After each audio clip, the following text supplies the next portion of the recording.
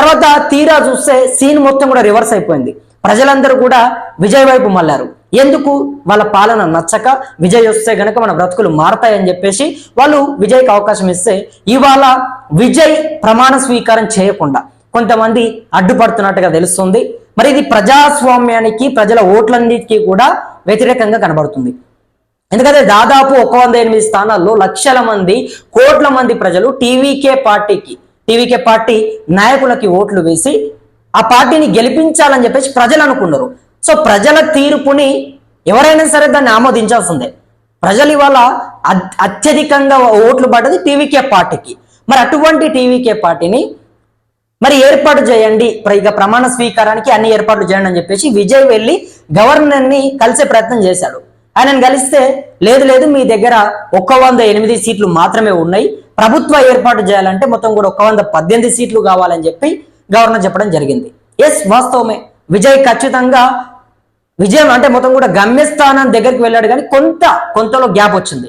118 స్థానాలకు 108 స్థానాలు వచ్చినాయి. సో అందులో కూడా ఒకటి విజయ్ 2 స్థానాల్లో పోటీ చేశాడు కాబట్టి ఒకదానికి రాజీనామా చేస్తాడు.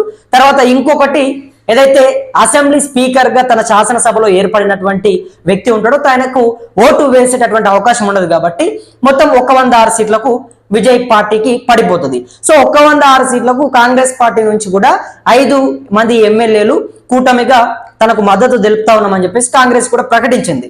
సో మరి ఇవి 5 ఆ 106 కలిపితే 111 సీట్లు అవుతాయి. తర్వాత మిగతా ఇంకొక 7 సీట్లు కావాలి, ఇంకొక 8 సీట్లు. అత్యధికంగా 118 అంటే దానికి ఒక సీట్ ఎక్కువగా అనుకున్నా కూడా 119 సీట్లు. ఆ రకంగా ఇంకొక 8 మంది ఎమ్మెల్యేలు విజయ్ పార్టీకి కావాలి.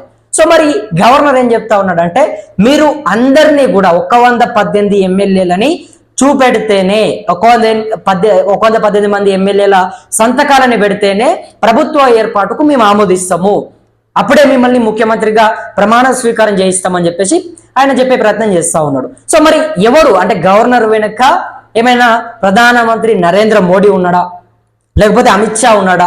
సో ఏం జరుగుతుంది అసలు? విజయ్ని ఒక ప్రజాస్వామ్యబద్ధంగా ప్రజలందరి చేత ఎన్నుకోబడినటువంటి నాయకుడు, ప్రజలు కోరుకున్నటువంటి నాయకుడు, ప్రజల నుంచి వచ్చినటువంటి నాయకుడు